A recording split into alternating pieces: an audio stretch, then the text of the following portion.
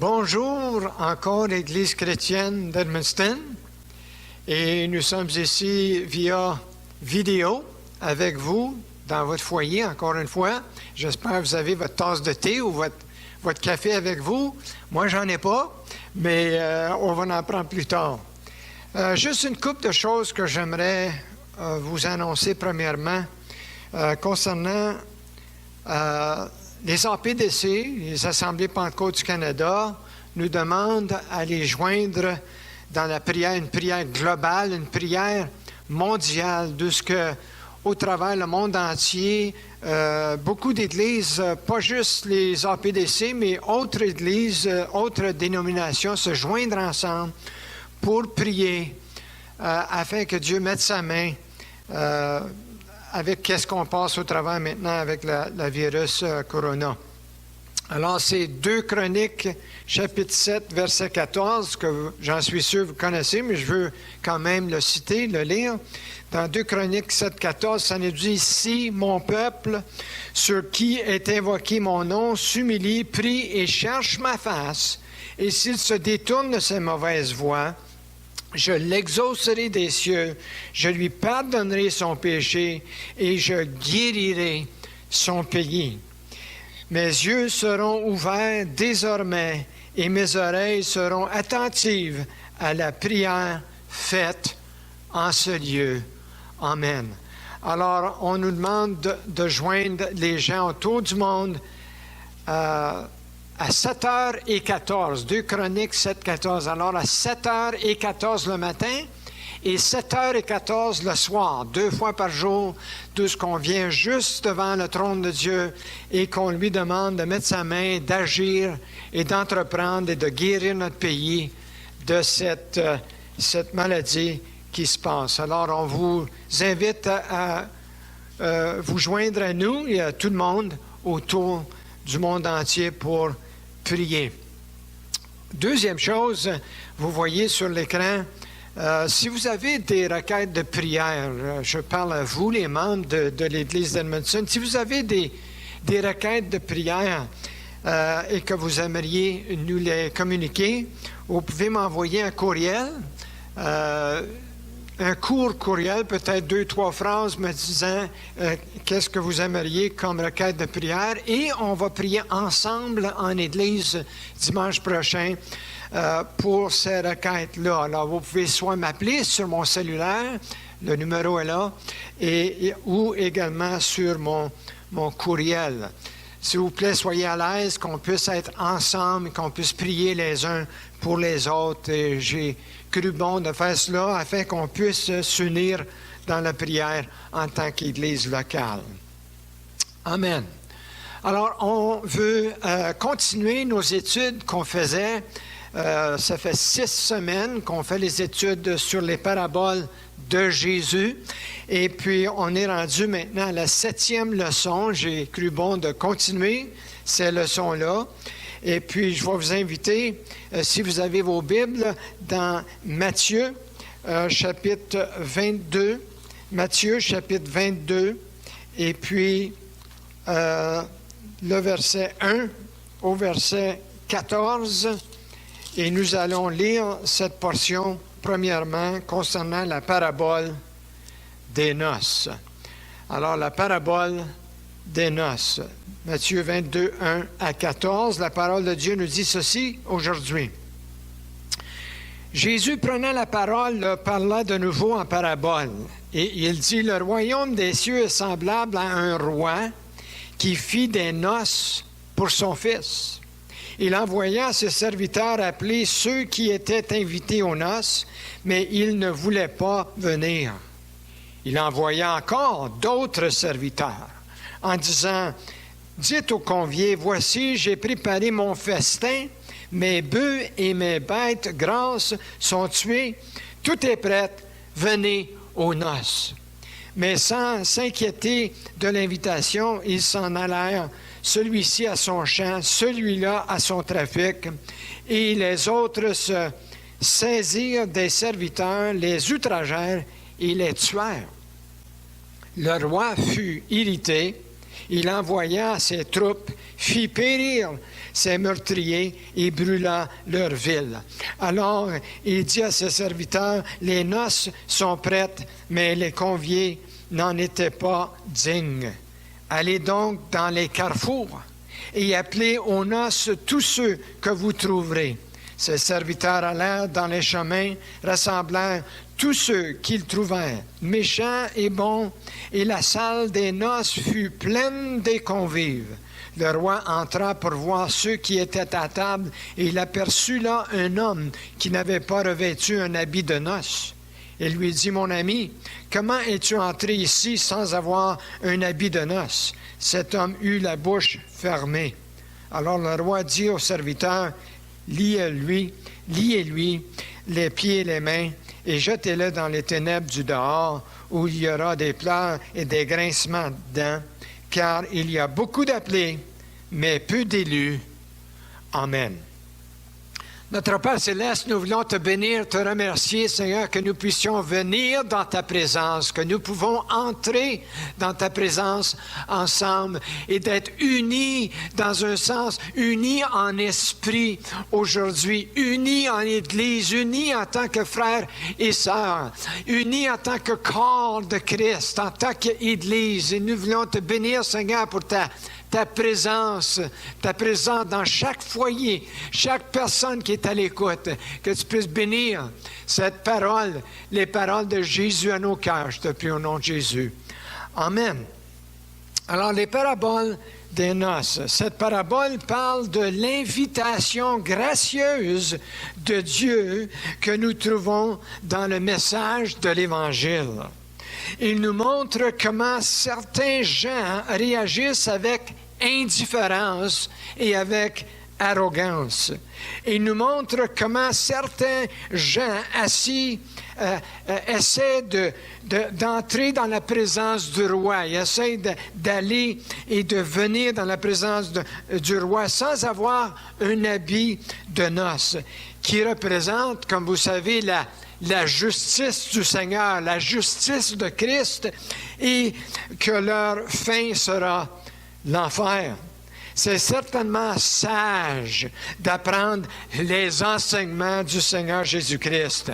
Cette parabole est aussi dans Luc, chapitre 14, et versets 15 à 24. Je vais référer à cette portion un petit peu plus tard, parce que cette portion nous donne plus de détails sur cette parabole, sur les excuses pour refuser l'invitation du roi dans cette parabole. Mais la première chose, c'est que ceux qui refusa l'invitation, c'est le premier point, c'était un grand insulte à cette époque-là, d'ailleurs aujourd'hui aussi, de refuser les serviteurs qui ont été envoyés pour donner et passer les invitations. C'était de déshonorer le roi.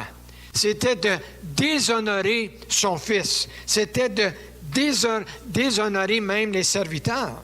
Alors le roi envoie d'autres serviteurs pour répéter l'invitation encore une fois, mais c'était encore refusé. Mais cette fois-là, c'était pire parce qu'ils ont maltraité les messagers et même, ça nous dit qu'ils les ont tués.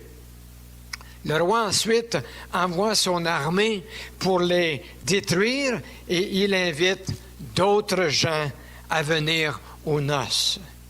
L'explication, naturellement, est claire. Le roi, c'est Dieu le Père. Assis sur son trône, il règne. Le Fils, c'est le Fils de Dieu. Les messagers, ce sont les prophètes de l'Ancien Testament et également les premiers prédicateurs, comme par exemple Jean-Baptiste. Et alors les noces, c'est le festin des noces de l'agneau, que nous allons, toute l'Église, ceux qui appartiennent à Christ, nous allons avoir un jour, très bientôt, un festin qui s'appelle le festin des noces de l'agneau.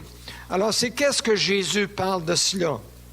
Les premiers à recevoir le message de l'Évangile étaient les Juifs, naturellement. Et ceux qui ont accepté étaient les gentils. Cela est aussi enseigné dans Jean, chapitre 1, versets 11 et 12, qui dit « Elle est venue chez les siens ne l'ont point reçue », c'est-à-dire les Juifs.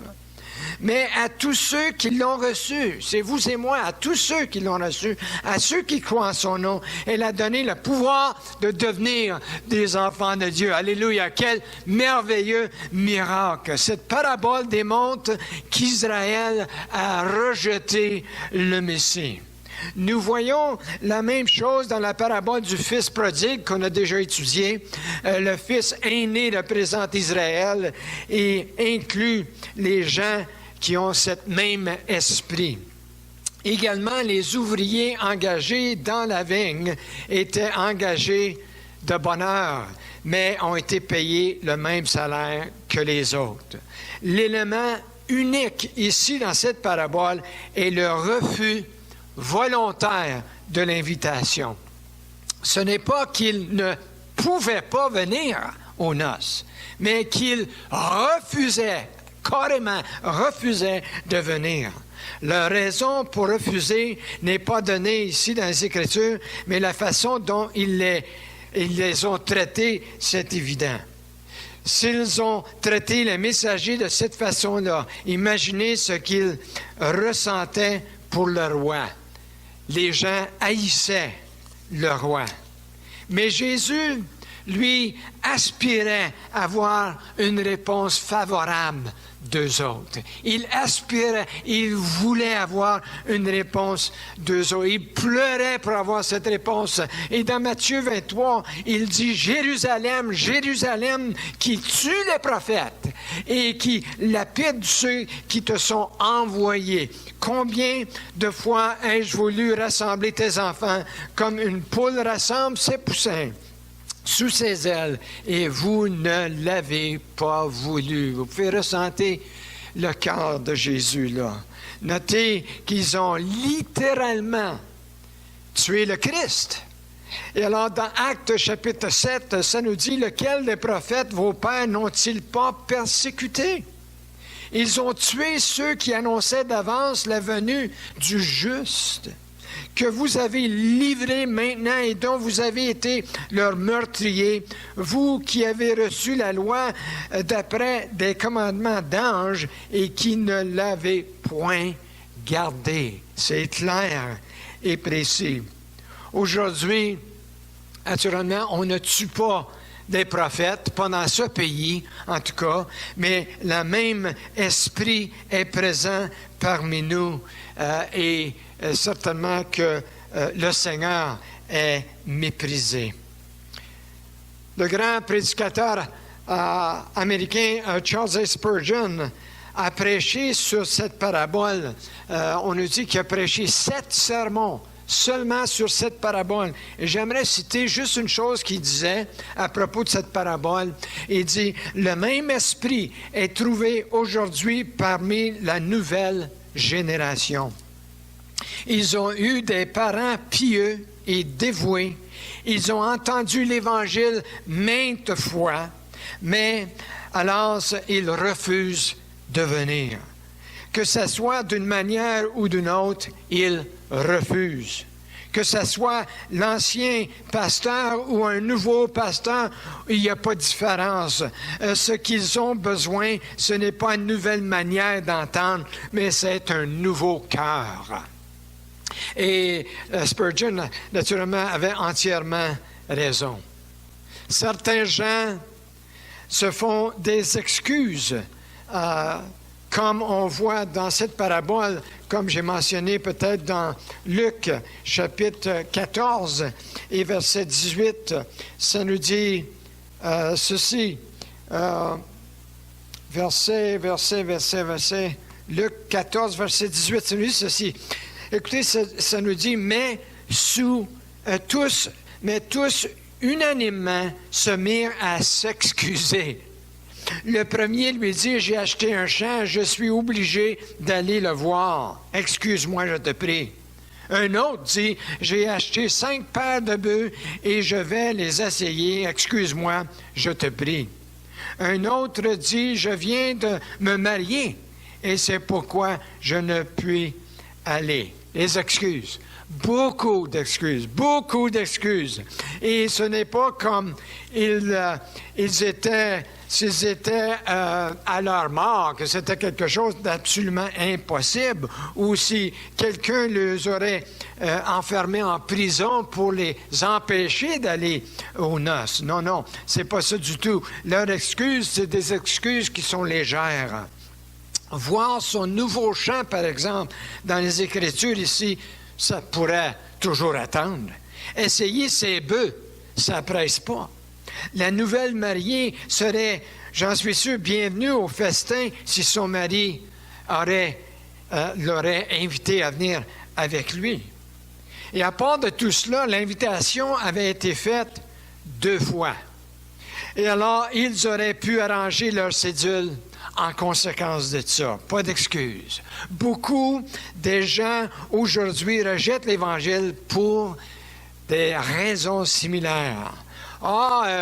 J'ai pas le temps. Je suis trop occupé. Je suis pas un homme religieux. Moi, je suis pas un homme qui va à l'église. Qu'est-ce qu'il y en est de toutes ces excuses-là? Qu'est-ce qu'il y en est de vous et moi là-dedans?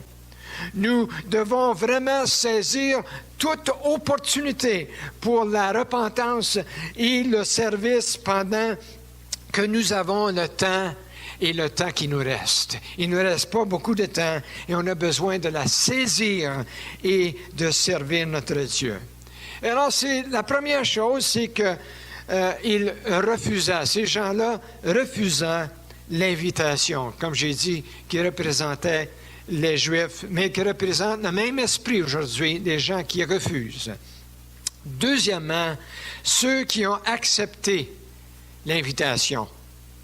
La première partie de la parabole parle de ceux qui ont refusé, mais cette deuxième partie parle de ceux qui ont accepté. Et alors, le roi dit à ses serviteurs d'aller et inviter tous ceux que vous trouverez. Maintenant, les barrières sont ouvertes, les portes sont ouvertes, et c'est pour tout le monde maintenant. Et le message est là, l'invitation est placée là pour tout le monde. Dans Luc, chapitre 14, et versets 21 à 23, il y a plus d'informations, comme je vous dis, pour montrer que ces personnes-là sortaient de différentes classes inférieures de la vie. La porte a été tout grande ouverte à tous. Et la parole de Dieu nous dit, s'il va promptement dans les places et dans les rues de la ville et amène toutes sortes de gens, les pauvres, les estropiés, les aveugles, les boiteux, toute classe de personnes qui peut venir, qu'ils viennent. Et l'invitation maintenant est donnée à tous et chacun. Dans la parabole, le roi ne voulait pas être déshonoré. Je veux vous dire que Dieu ne sera pas déshonoré non plus. Est-ce que l'œuvre de la croix est sans effet? Jésus a-t-il mouru en vain pour rien ou pour peut-être? Ressuscité, est-ce que Christ a ressuscité en vain? Eh bien, c'est un fort non, certainement non. Dieu doit être honoré et Dieu va être honoré. Jésus est efficace dans son œuvre. Il est efficace pour sauver quiconque. Qu'est-ce que Jésus a dit? Jésus a dit, je ne mettrai pas dehors celui qui vient à moi. Dieu est honoré aujourd'hui. Il y a beaucoup de gens qui veulent rejeter, mais je veux vous dire, autour du monde entier, il y a des gens, à l'instant même, comme vous et moi, qui honorent leur Dieu et remercient Dieu pour ce qu'il fait et ce qu'il va faire dans le futur. Vous dites, comment est-il honoré? Bien, dans la parabole, ceux qui ont été aux noces étaient très reconnaissants, croyez-moi. Plus que la gang de riches qui ont refusé. Les riches avaient un festin, on peut dire, à tous les soirs de leur vie. C'était des riches, c'était des gens qui avaient tout ce qu'ils voulaient. Mais ces gens-là, les pauvres, les estropiés, les aveugles, les boiteux, toutes les classes de gens, toutes les sortes de gens qu'on peut avoir, eux autres, je peux vous dire, ils étaient extrêmement reconnaissants. Merci, ils disaient merci, merci pour l'invitation. Et les gens, mais les riches, eux autres, disaient, on n'a pas besoin de ça. Merci, mais non merci.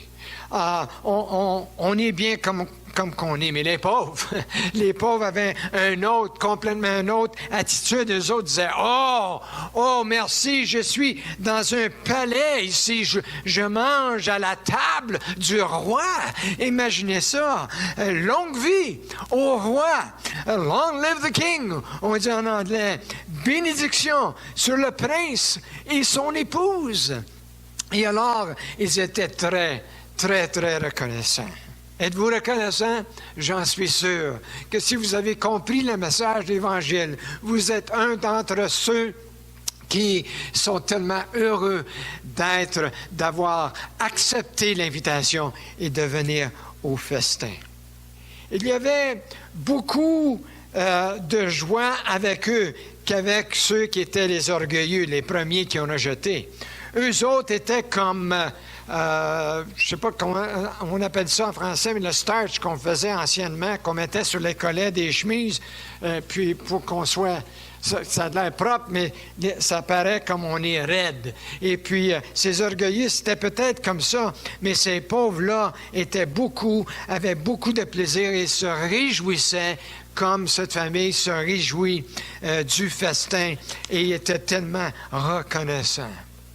Bien, ça me fait penser, peut-être je peux vous poser la question, souvenez-vous du jour de votre salut? Souvenez-vous de la façon que vous vous ressentiez lorsque le Seigneur a ouvert vos yeux spirituels, vous avez compris, et la joie qui a inondé votre cœur. Comment est-ce que vous vous ressentiez à ce moment-là? Ce n'était pas un événement ordinaire. Oh non, non, non, jamais. Il vous a lavé, il vous a pardonné, il vous a revêtu. Il vous a nourri et il vous a invité à manger à sa table. Quel banquet c'était à ce moment-là. Et vous savez, frères et sœurs, un jour, nous allons littéralement être à la table du Seigneur. Alors, c'est un grand privilège aujourd'hui de recevoir l'invitation. Alors, la première chose, on a regardé ceux qui ont refusé l'invitation et deuxièmement, ceux qui ont accepté l'invitation. Et la troisième, dernière chose, c'est, on dirait que la parabole finit ici, mais elle ne finit pas parce qu'il y a un homme qui entre dans les noces, mais il n'y a pas d'habit de noces. Et alors, ça nous dit que la parabole semble terminée, mais c'est pas terminé ici. Il y a un avertissement de ce que le Seigneur dit ici, un avertissement à ceux qui essayent d'entrer sans un habit approprié. Certains gens pensent que parce qu'ils sont pauvres, d'autres qui pensent parce qu'ils sont en besoin, que le roi leur doit quelque chose. Ils pensent qu'ils peuvent venir basés sur leur propre caractère, leur propre personne ou leurs propres œuvres, toutes les choses qu'ils ont faites. Mais Jésus explique que c'est une grave erreur, une grave erreur. L'habit de noces, voyez-vous, c'est la justice de Christ. Si on va à un noces, on va s'habiller en conséquence de cela. Ceux qui viennent avec repentance et mettent leur confiance en Jésus-Christ, mettent leur confiance en celui que le roi, le Père céleste a donné, a pourvu pour nous, et qu'on puisse prendre la justice de Christ et la mettre sur nous et en nous. Eux autres reçoivent un habit de noces. La seule façon que nous entrerons devant le roi et devant sa présence, c'est d'être revêtus de la justice de Christ. Romains 13, 14 nous dit, « Mais revêtez-vous du Seigneur Jésus-Christ. » C'est tellement facile qu'on a besoin de juste venir à lui et se revêtir de lui. Alors j'aimerais prier en terminant pour peut-être les gens que vous connaissez, les gens dans votre cercle d'influence qui ne connaissent pas, qui ont refusé l'invitation et qu'ils puissent avoir, que le Seigneur les aide à ouvrir leurs yeux, ouvrir leurs oreilles pour voir l'invitation éternelle que Dieu leur donne. Alors, Père Céleste, nous voulons te bénir aujourd'hui, encore une fois, pour le privilège de recevoir les enseignements, tes enseignements, les enseignements de Jésus, ces paraboles, Seigneur. Et merci, Seigneur, que l'invitation est donnée à quiconque, à n'importe qui, Seigneur, qui veut venir, qui veut croire, qui veut faire confiance, que tu les invites à entrer. Et alors, Seigneur, aide-nous. On prie pour ceux qui sont autour de nous, Seigneur, qu'on soit une influence sur ces gens-là. Juste notre ambiance, juste la présence du Christ qui vit en nous. Seigneur, que ça fasse une différence dans leur vie. Alors, Seigneur, on prie pour ceux qui sont malades aujourd'hui, ceux qui sont mourants à cause de ce virus, Seigneur, que tu puisses mettre ta main. Et je prie, Seigneur, pour l'Église. Je prie pour l'Église chrétienne d'Edmundston. Je prie pour toutes les églises chrétiennes. Je prie pour tout le peuple de Dieu, Seigneur, que tu puisses mettre ta main de protection sur eux. Et ceux qui sont malades, que tu puisses mettre ta main de guérison sur eux. Merci, Seigneur, pour qu'est-ce que tu fais, qu'est-ce que tu vas faire. Et Seigneur, nous sommes sans crainte. Notre confiance est placée en toi, Seigneur. Et nous sommes ensemble, Jésus. Nous sommes ton Église et nous sommes frères et sœurs. Et Seigneur, on s'engage envers toi. Nos yeux sont fixés sur toi. Merci, Seigneur Jésus, pour qu'est-ce que tu vas faire. Bénis chacun et chacune, Seigneur. Aide-nous à ne pas craindre, Seigneur, la maladie, mais, Seigneur, au contraire, à se réjouir, parce qu'un jour, nous allons être assis à la table avec notre roi des rois et le Seigneur des seigneurs. Bénis chaque personne, je te prie, au nom de Jésus. Amen. Il y a maintenant, j'aimerais que vous écoutez un cantique qui nous dit « Rien ne peut sauver mon âme, rien que le sang de Jésus. » Qu'on puisse ensemble l'écouter et prier le Seigneur. Merci. Que Dieu vous bénisse. À la semaine prochaine. Rien ne peut sauver mon âme, rien que le sang de Jésus. Pour elle, je ne réclame rien que le sang de Jésus. Précieux sang de l'agneau qui me donne un cœur nouveau. Rien d'autre je ne veux plus, rien que le sang de Jésus.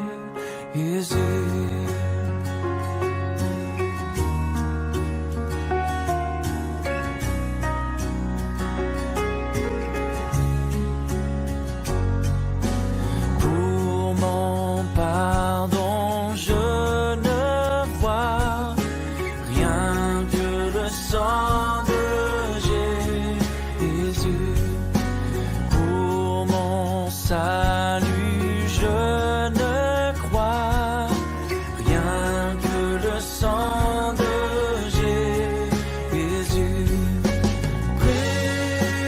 Précieux sang de l'agneau qui me donne un cœur nouveau.